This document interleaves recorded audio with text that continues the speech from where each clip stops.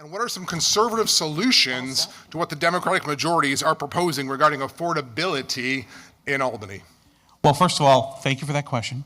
We actually put out an affordability agenda.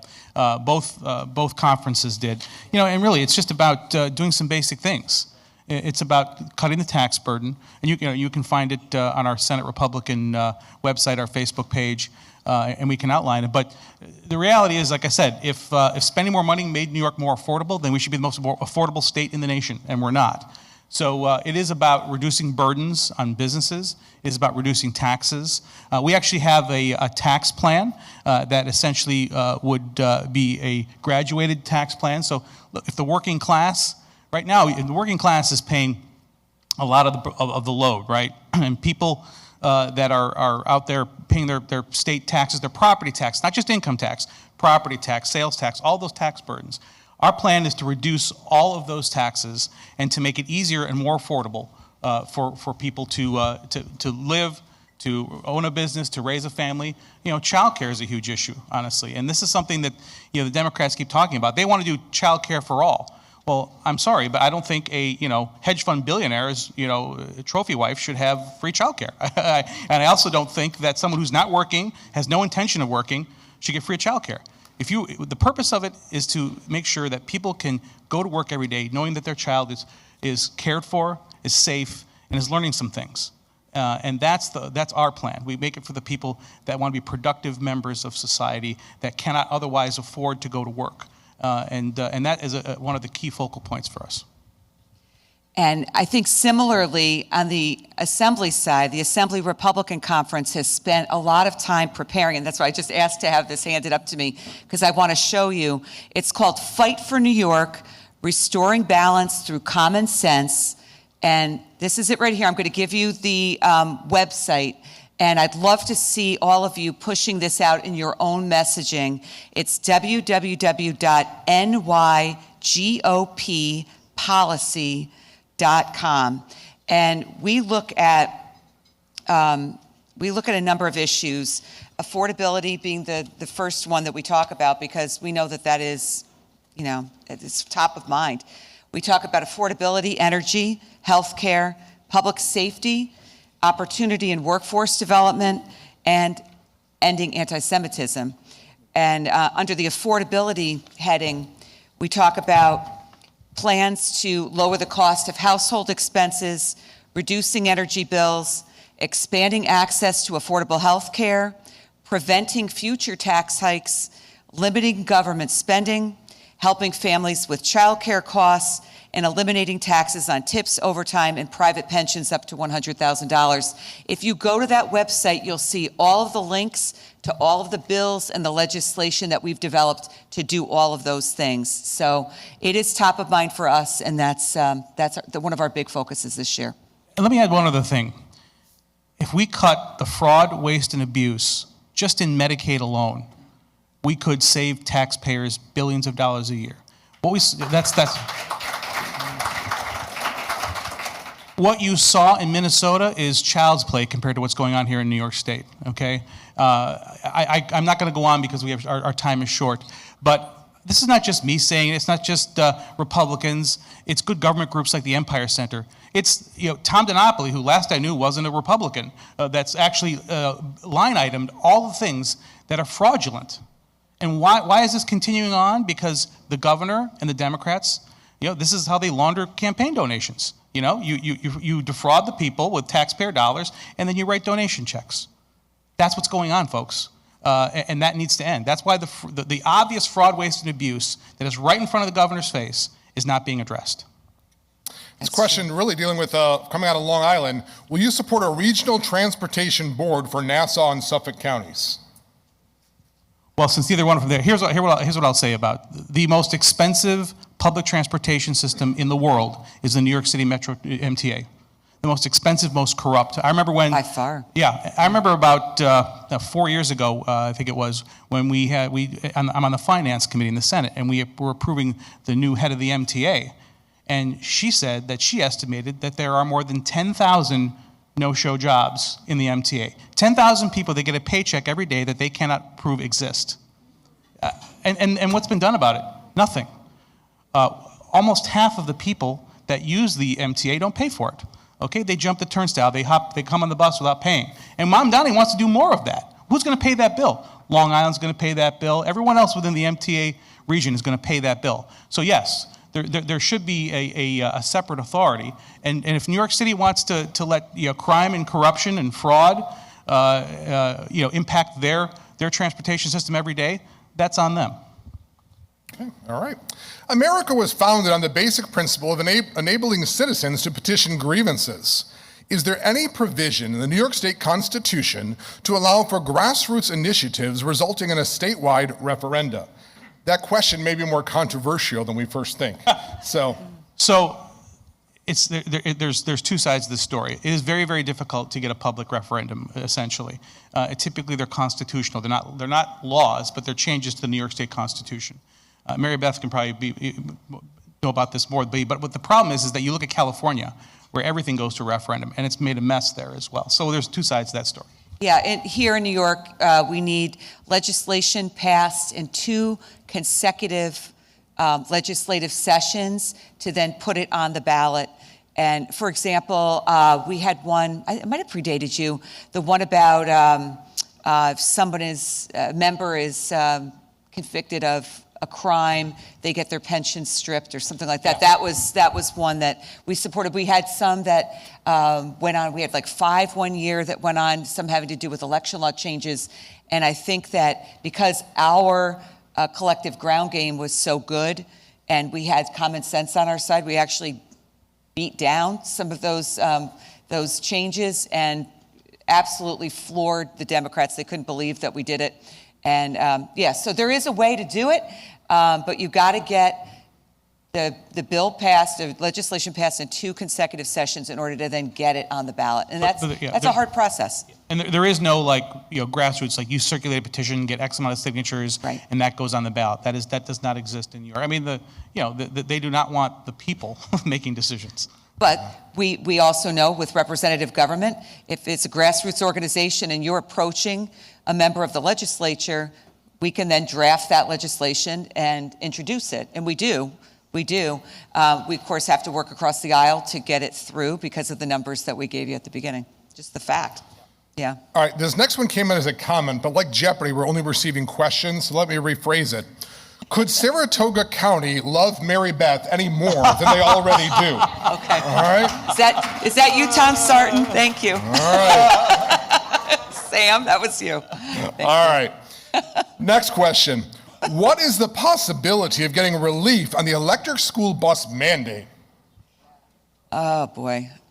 So, God, I hope it's good, because this is another one of those examples of, I feel like, remember the story when we were children about the emperor having no clothes? Like, we all see that this is a completely unworkable mandate. It is not feasible. It is not affordable. It's just ridiculous. And I think the governor does see it and wants to slow it down. But I mean, I go to the pupil transportation breakfast and they all stand up and I said, but folks, you're preaching to the choir. We know it is ridiculous. They don't even have enough nationwide. They're not even producing enough school buses to meet the mandate in New York State. So good luck getting them. They're more expensive. We don't have the charging capability.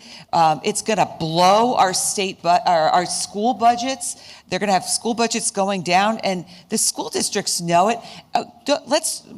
We both represent rural areas, cold rural areas that they don't have the range necessary. I could talk for hours about this. I hope that there will be a way to address this problem, because it is not, it's not workable. It's just not workable. So here's the good news. So one of the school districts that was held up as the example of doing this right was the Lakeshore School District in Erie County, literally right over the border from Chautauqua County, from my district. In fact, some families in my district attend that school. And, they all puffed their chest out, and the superintendent was saying, this is what we're doing, and they got all this money from the federal government. And now this year, okay, you've got parents calling and complaining because the drivers are turning off the heat in the bus And the kids are freezing because otherwise they're not going to have enough charge to complete their route. Right. Kids are being left stranded out in the cold. This is and finally even the lapdog mainstream media had to cover this. The Buffalo News covered it, the TV stations in Buffalo covered it, and it's a real problem. So here's your shining example of how it's supposed to work, and you're putting our kids in danger. There's no plan here either. There's no safety plan. Right. Okay, what do we know about these electric vehicles? They burn hot and fast. How are you going to get these kids off a school bus? And the problem is that all these climate crazies, they think that those kids are sacrifices. They're okay. That this is to fight climate change, we're going to put our children at risk. That's okay for them. And that's why this is just such a cult. That people think this. But the good news is that they've put some 2-year extensions in. I think, again, the governor is going to have to do something this year. All this stuff, they have to start cashing those checks, folks, figuratively, literally, right now, this year. And again, that's our opportunity to show how insane and how irresponsible and how unfit to lead the Democrats are in this state. Here's the problem, though, really. If you're on a school board and you're trying to develop a school budget and a transportation plan, you're looking 5 years, 10 years down the road. You've got a fleet of X number of I represent Clifton Park, which includes Shenendehowa School District, which is a big school district, a lot of buses, over 220 buses in their fleet. And they have to go through a routine maintenance and replacement schedule. They have to figure out, what does their garage look like? Or how many charging stations are there going to be? And they're dipping their toe into starting to get school buses. But the idea that in 2027, you're going to have to, any new purchase is going to have to be electric, even if you've got the governor kicking the can down and giving extensions, that doesn't help a school district that's got a plan 5 years, 10 years down the road. So I agree. I think we're all starting to see, if we knew, but I think the average person, the average taxpayer in the school districts is starting to understand that the emperor has no clothes. But Stop saying that's really a gross thought. I'm sorry. It's what comes to mind, George. I'm sorry.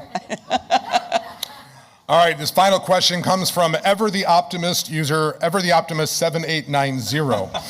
Is there any hope of getting something passed in rules to get Republican legislation on the floor? And here's the optimism. Or is the legislature hopelessly rigged? It's hopelessly rigged. No, yeah. But here's what I will say, and I've said this before. I spent 10 years in county government. In county government, almost anywhere, any county government, it doesn't matter what party you are. Your bills can go to committee, they're debated, they're voted on. And in Chautauqua County, where I'm from, even if you're in the minority, as the Democrats are, even if your bill fails in committee, you can still sign it through to the full legislature. Okay, that's how government should work. That's not how government works in New York State, unfortunately. But again, we debate bills for a reason. And the Democrats just cut debate time for the Republicans, yes. Again in the Assembly. In half, again. Yeah, and they had cut it in half previously. So they want less debate because when we debate bills, we expose how horribly irresponsible these bills are. We also, they're not required to have a fiscal note. That means we don't have to know how much this costs before we actually pass it into law. So New York State government, the corruption is built into the system. And it doesn't matter really, quite frankly, who's in charge. But what happens when you have one party ruling everything like we do now, this is when things like this just push through. But our debates are important because they lead bills to either not be taken up in the other house or for them to be amended or for them to be not signed by the governor or vetoed. And that's the critical nature here. As Chairman Kassar said, really, we are there to make these things less bad. And now right. We're starting to turn that corner. Yeah, I would just add to that. So as we start our work in session in January, the first bills that we really take up are called chapter amendments. So we know that the governor can either sign legislation, veto legislation, or the third option that most people don't know about is, I will sign this legislation, but only if changes are made to the legislation. That's called a chapter amendment. And those are a lot of the bills that we're taking up here at the beginning of session. Sometimes we just did debated a bill last week where the chapter amendment essentially guts and swallows up the bad bill. So maybe she didn't want to veto it, but she'll remove 90% of it. and make it, we still probably were going to vote no on it because it's just a terrible idea 100%, but it does make the bad bill a little bit better. And It's like a legislative root canal. So. yeah, no, see now you can't talk about that. But yeah, so when you look at the minority conferences, you have to measure success differently.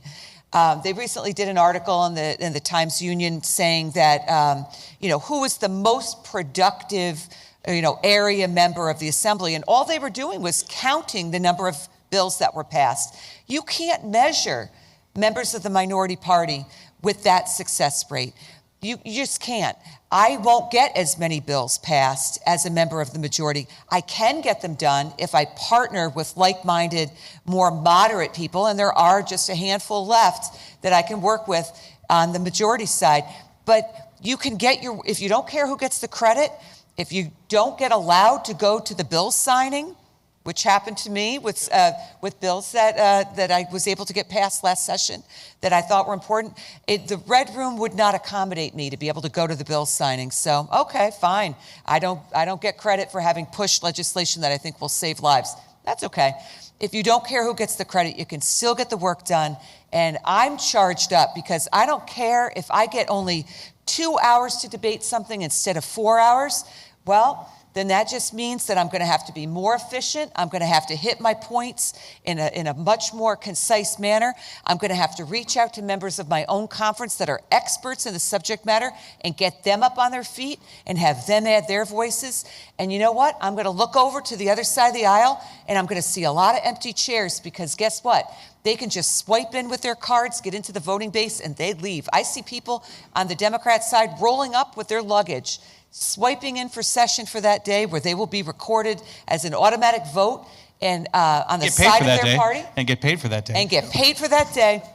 The highest paid legislature in the country, and they don't even have to have their tushes in the seat to press yes or no. And it is a rigged system, but it's the system we have.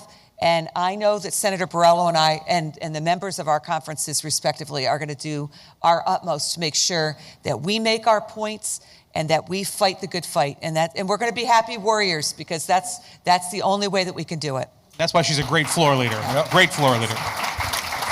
And speaking of tushes in the seats, we appreciate those of you who put your tushes in the seats and are here today, and we appreciate these who have put theirs in the seat to be with us today. That's the best segue I got. I'm sorry, all right? I'm trying hard. On a more serious note, though, last session, there was a vote on assisted suicide legislation in Albany. It passed both chambers, a lot closer than many thought in the Assembly. Not a single Republican member in either house voted for that terrible piece of legislation. And I appreciate the debate that was held by both of these members in opposing that assisted suicide legislation. It is anticipated that, and now that Governor Kathy Hochul has said she will sign it into law with some chapter amendments, that vote will come later this week. And I anticipate, I'm hoping that every Republican will continue to maintain their opposition to that. And I want you to stand and show your appreciation for these folks who took a strong stand against that. Mr. Yeager's in the back as well. Appreciate his stance on that. So would you rise, get your tush out of your seat, and would you show some applause and appreciation for these members? Thank you. Thank you, folks. Thank you, everybody. Thank you. I'm going to shift you now.